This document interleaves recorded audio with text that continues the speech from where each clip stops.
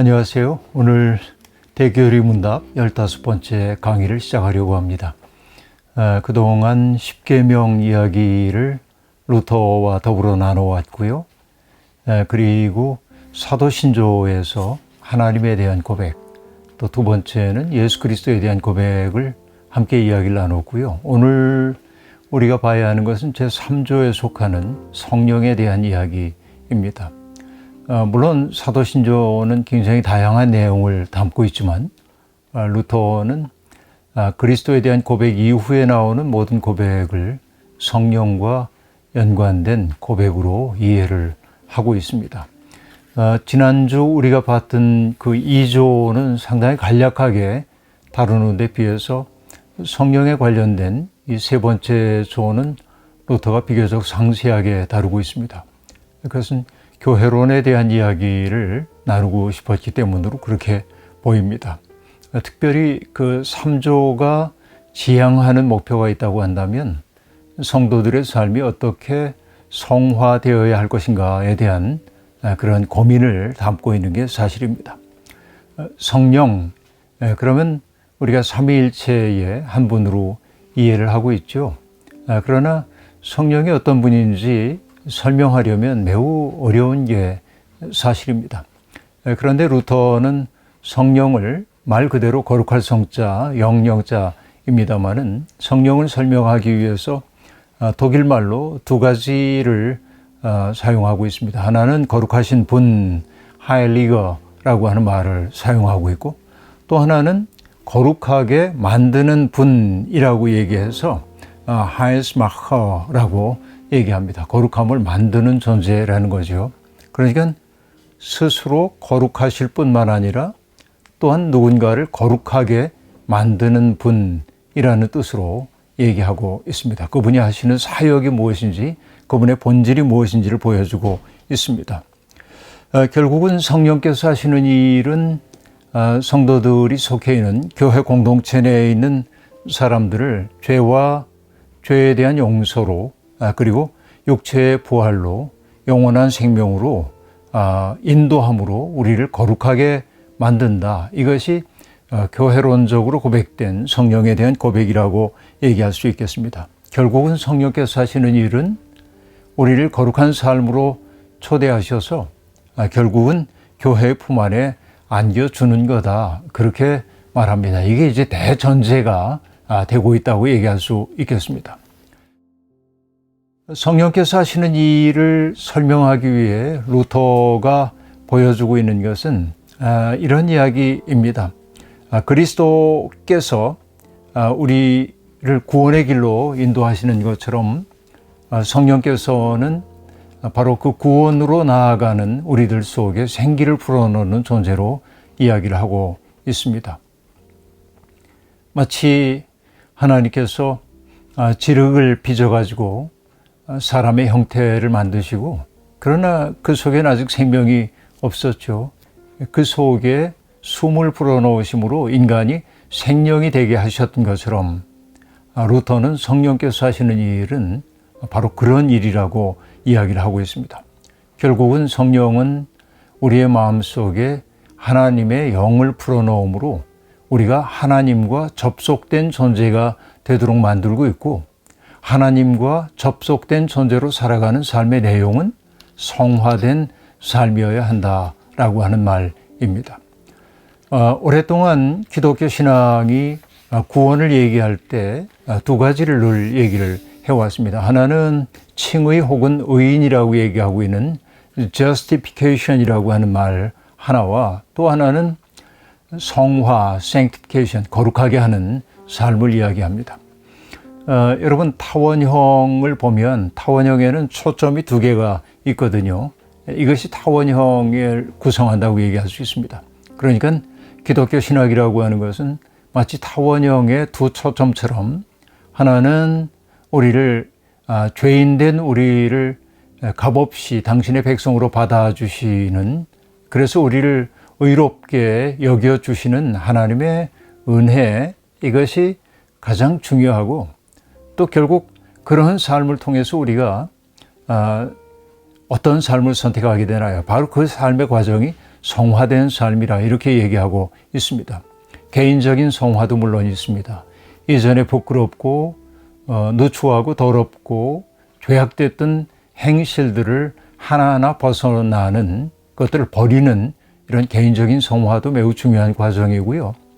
결국 성령이 우리 속에 들어오셔서 우리를 성화된 삶으로 이끌 때 그것은 개인의 영역만이 아니라 우리가 함께 살고 있는 공공의 그 영역 속에서도 우리로 하여금 거룩한 삶을 살게 한단 말이죠. 웨슬리는 그런 것을 뭐라고 얘기하냐면 사회적 성화라고 얘기했습니다.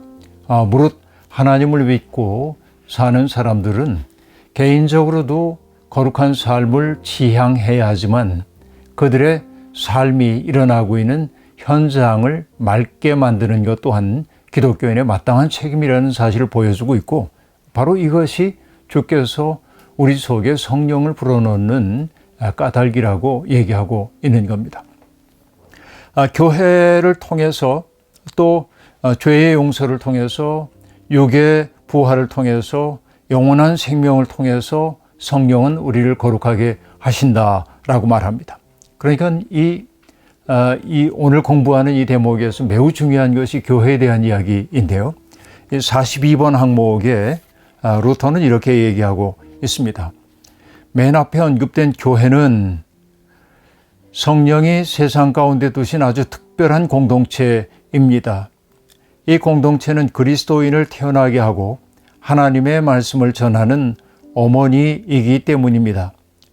성령은 말씀을 선포하고 그 말씀으로 우리를 움직이게 합니다. 말씀을 통해 사람의 마음을 비추고 불을 비치며 머리로 깨닫고 가슴으로 받아들여서 말씀에 기대어 말씀과 함께 살게 합니다. 라고 말합니다. 교회가 무엇인지를 보여주고 있는데 결국 교회가 하는 가장 중요한 일이 있다고 한다면은 그리스도인을 다시 태어나게 하는 일이고 그리스도인을 다시 태어나게 하는 그 방법은 어떤 것입니까? 하나님의 말씀이 바르게 선포되는 데 있고 이 모든 일들을 가능하게 하는 것이 바로 성령이 하시는 일이라고 루터는 이야기하고 있습니다. 성령은 말씀을 선포하게 한다라고 말하죠. 그것은 설명하는 것과는 다릅니다. 선포하는 거죠. 하나님의 말씀을 회중들을 향해 선포하는 것이 바로 성령의 일이라고 얘기합니다. 그리고 성령 안에서 선포된 말씀은 우리 속에서 사건을 일으킵니다. 마치 창세기에서 하나님이 말씀으로 천지를 창조하셨던 것처럼 생명 있는 말씀은 그 말씀을 수용한 사람들 속에서 변화의 사건을 일으키도록 그렇게 되어 있습니다. 그러니까 가장 슬픈 일은 무엇이죠? 말씀이 아무것도 잉태하지 못하는 그런 그 불모의 말씀입니다. 말씀이 들려지긴 했는데 그것이 우리의 삶 속에 변화의 사건을 일으키지 못한다고 한다면 그 말씀은 헛되이 버려진 말씀이라고도 얘기할 수 있겠습니다. 그러니까 하나님의 말씀이 선포되고 또 사람들이 그 말씀으로 말미암아 마음이 움직이게 만들고 그리고 마음이 움직인다고 하는 것은 두 가지를 가리키는데 하나는 우리의 마음 속에 불을 붙여주는데 그 불은 둘이죠. 하나는 어둠을 밝혀주는 빛으로서의 불이고요. 그래서 내 마음 속에는 어둠이 무엇인지를 보게 만들고 그래서 내가 나의 마음씀이 인색하고 내가 죄 가운데 살고 있다는 사실을 느끼게 만들고 이것이 나를 보는 과정이겠죠. 그러니까 내 속에 등불 하나 밝혀요. 이게 성령이 하시는 일입니다. 그런가 하면은 우리의 마음 속에 냉랭했던 마음 속에 따뜻하게 만들고 뜨겁게 만들고 그래서 뭔가 온기를 품게 만드는 것 또한 성령이 하시는 일이라고 이야기하고 있습니다. 결국 이 과정을 달리 표현하자고 한다면은 머리로 깨닫고 또 그것을 가슴으로 수용하고 그리고 말씀에 기대어 함께 산다라고 말하고 있는데요. 세 가지의 H자가 삼위일체를 이루어야 합니다. 첫째는 뭐냐면 head인데요. 머리로 깨달아야 합니다. 근데 머리로 깨닫는 것은 굉장히 차가운 깨달음일 수도 있기 때문에 그것이 우리의 가슴, 그러니까 하트로 내려와야 합니다. 깨달은 것이 뜨거움으로 바뀌어야 하죠. 자, 처음에 머리로 깨닫는 것을 아까 얘기한 내 마음속에 어두운 마음속에 불 하나 밝혀진 거라고 본다면 내 마음이 뜨거워지는 것은 결국은 내 마음속에 불이 붙는 거라고 얘기할 수 있겠죠. 그리고 세 번째는 결국 그것이 삶으로 번역되어야 하는데 그게 핸드, 그죠? 손이라는 게 하나의 상징이긴 합니다만은 은유이긴 합니다만은 실천을 뜻하는 것. 그러니까 머리에만 머물러도 안 되고 또 가슴만 뜨거워도 안 되고 손까지 내려가야 합니다. 그래서 사람들은 흔히 얘기하죠. 이 머리에서부터 손까지의 거리가 세상에서 가장 멀다고 말하기도 합니다. 결국 믿음이 확증되는 것은 우리가 깨닫고 또 가슴이 뜨거워진 그것을 삶으로 번역하는 과정을 통해서만 경험할 수 있는 현실이라고 말할 수 있겠습니다. 결국 이런 교회를 통해서 성령께서 이런 역사를 하실 때 우리의 삶의 실천이라고 하는 것은 어떤 내용으로 나타날까요? 저는 간단하게 얘기할 수 있겠습니다. 찬송가 우리가 부를 때 그러잖아요. 죄인도 원수도 친구로 변한다 라고 말합니다. 성령이 역사하는 어떤 교회 현장, 성령께서 우리의 마음을 뜨겁게 했을 때 제일 먼저 벌어지는 사건 가운데 하나는 나의 한계, 나의 자아라고 하는 것이 무너지면서 장벽 저 너머에 있었던 사람, 나와 무관했던 사람이 나하고 깊은 관련이 있는 사람임을 알게 되고 그 사람의 겉으로 드러난 모습 말고 이면에 있는 아픔 같은 것들을 보아내고 그것을 품을 수 있는 마음이 생겨나는 것이라고 볼 수 있습니다. 이전에 내가 어떤 사람을 바라볼 때 그 사람의 눈에서 티끌을 빼겠다고 그렇게 우리가 나섰다고 한다면 이제는 그의 눈에서 티끌을 보는 것 아니고 그의 눈에 있는 눈물, 그의 이면에 도사리고 있는 어둠 이런 것들을 바라보면서 사랑으로 품어 안으려고 하는 것, 바로 이것이 진정으로 성화된 삶이 아닌가 하는 생각을 해보는 것이죠. 이 성령에 대한 이 조항에서 가장 중요한 대목이 거기에 있다는 생각이 제게는 듭니다. 그리고 루터는 이 교회와 성령의 관계를 쭉 얘기하기 위해서 간결하게 교회에 대한 몇 가지 정의를 내리고 있습니다. 그 첫째는 교회는 그리스도인의 공동체 혹은 모임이다 라고 말합니다. 그리스도를 믿는 그리고 따른다고 하는 사람들의 공동체 혹은 모임이 교회다. 이게 익숙히 우리에게 알려져 있는 바입니다. 커뮤니오 상토룸, 거룩한 사람들의 모임이 곧 교회라고 얘기합니다. 자, 구별되어야 할 것은 뭐죠? 교회는 반드시 제도 혹은 건물만이 아니다라는 얘기입니다. 예를 들어 수혜를 만나가지고 교회가 무너졌다고 합시다. 그럼 여러분 교회가 사라진 건가요? 그렇지 않죠.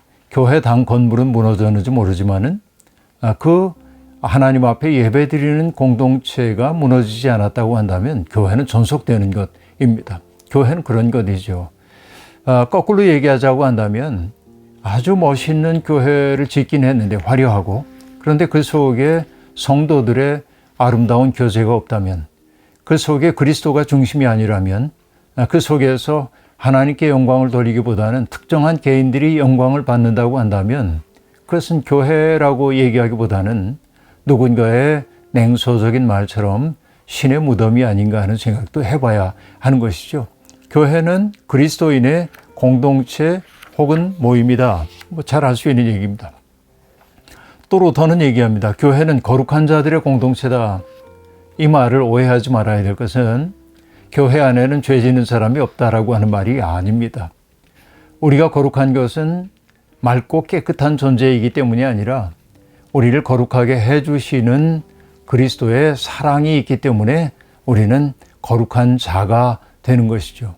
여전히 죄 가운데 있음에도 불구하고 우리를 의롭다 여겨주시는 분들이 모여있는 것입니다. 그러나 우리는 이미 죄의 용서를 받았음에도 불구하고 우리의 몸과 마음 속에 배어있는 습이라고 하는 것은 아직 지워지지 않았기 때문에 나도 모르는 사이에 죄에 이끌리는 요소가 있는 것은 분명합니다. 그렇기 때문에 우리는 끝없이 참여하면서 그리스도의 은총의 빛 가운데 걸어가면서 이미 선언해 주신 거룩한 삶을 우리의 삶의 실체로 만들어야 할 책임이 있다고 얘기할 수 있고, 그런 의미에서 교회는 거룩한 자들의 공동체다, 이렇게 말할 수 있겠습니다. 이것이 교회 다니는 사람은 죄를 짓지 않는다라는 말로 오해가 되어서는 안 되겠다 하는 생각을 해봅니다.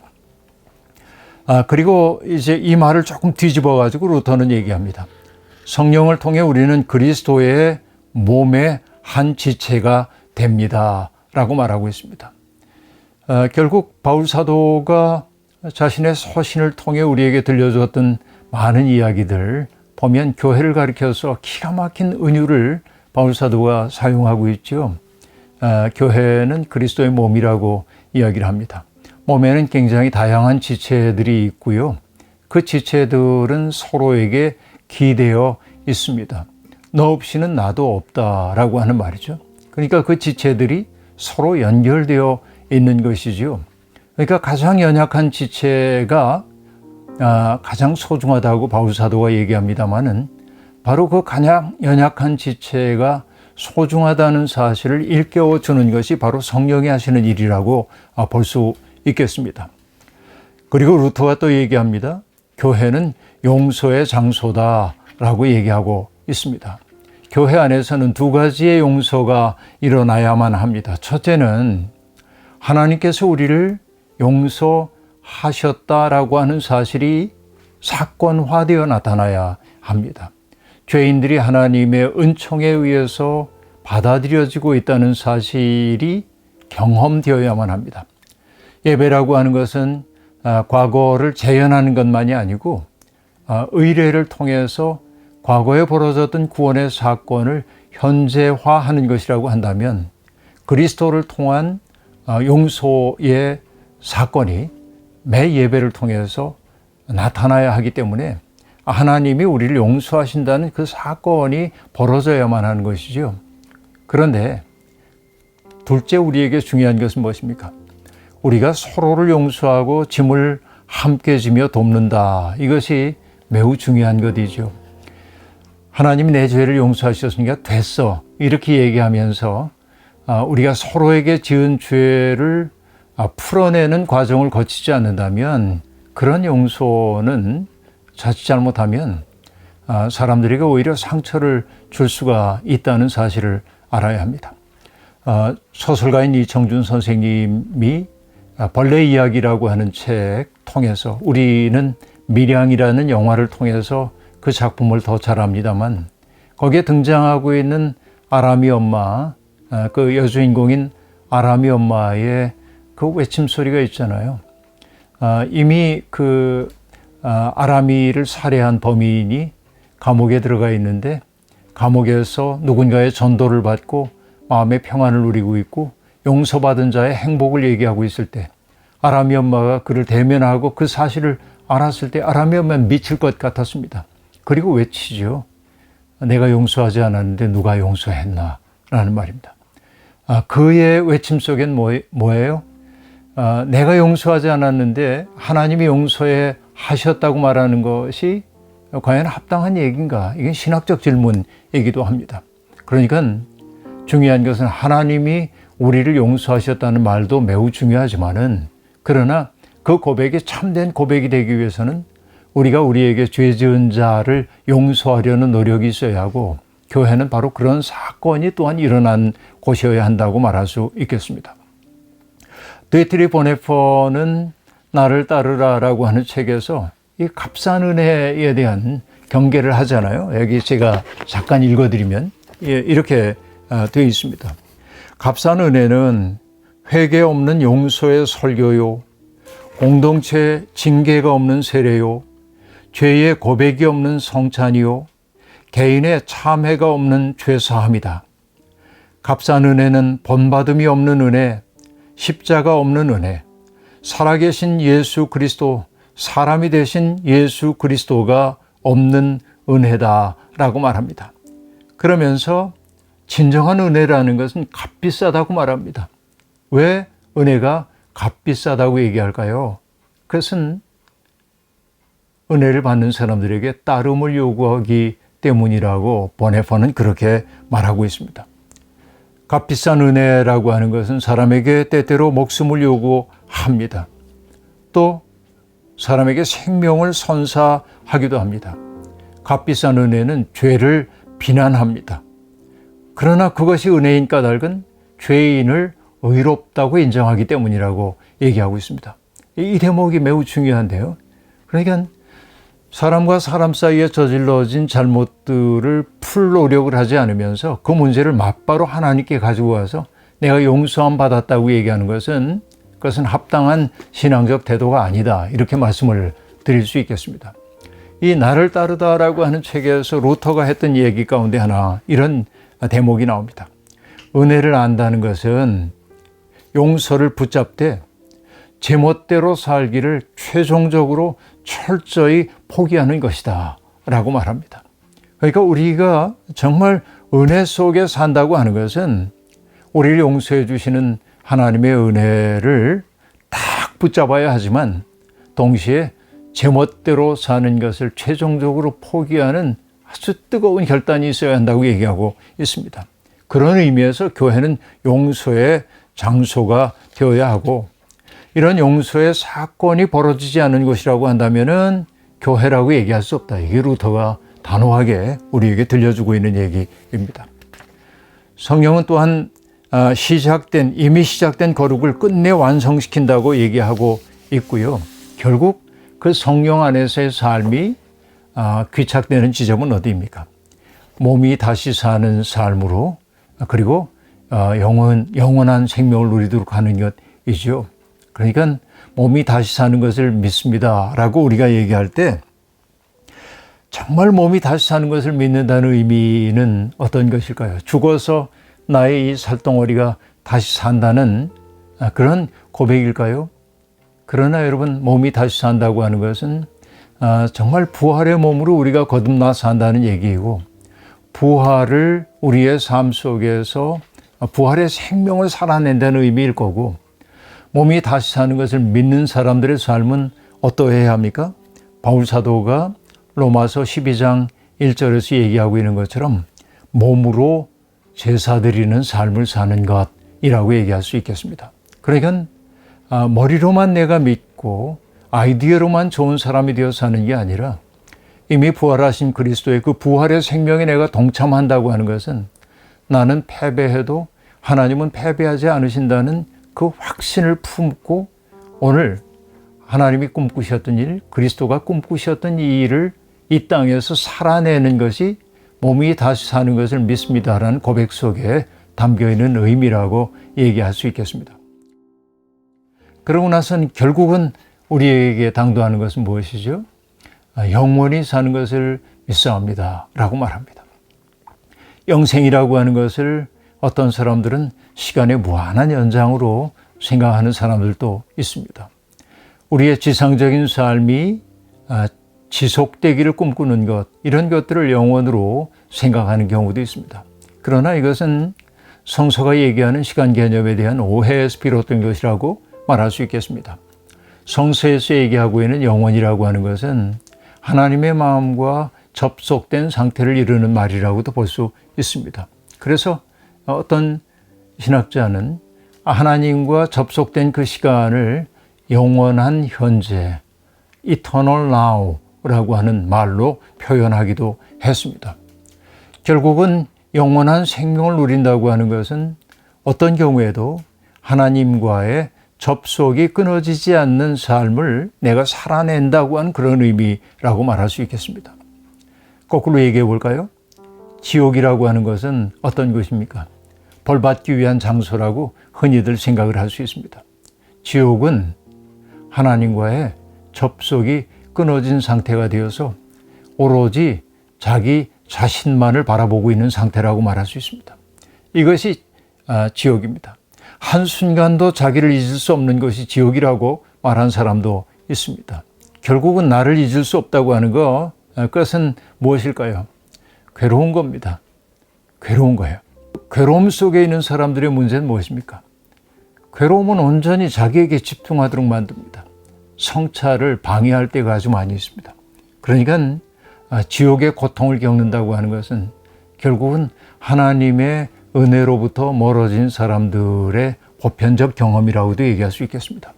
그러나 오늘 내 삶의 조건이 제 아무리 어렵다 할지라도 나의 삶을 하나님과의 접속 속에서 이해를 하게 될 때 근심이라는 게 상대화되고 또 근심이 변하여 기쁨이 되게 만드는 하나님의 은총에 의지하여 살게 됩니다. 고달프긴 합니다. 씁쓸할 수도 있습니다. 때때로 절망의 어둠이 우리를 삼키려고 할 때도 있습니다.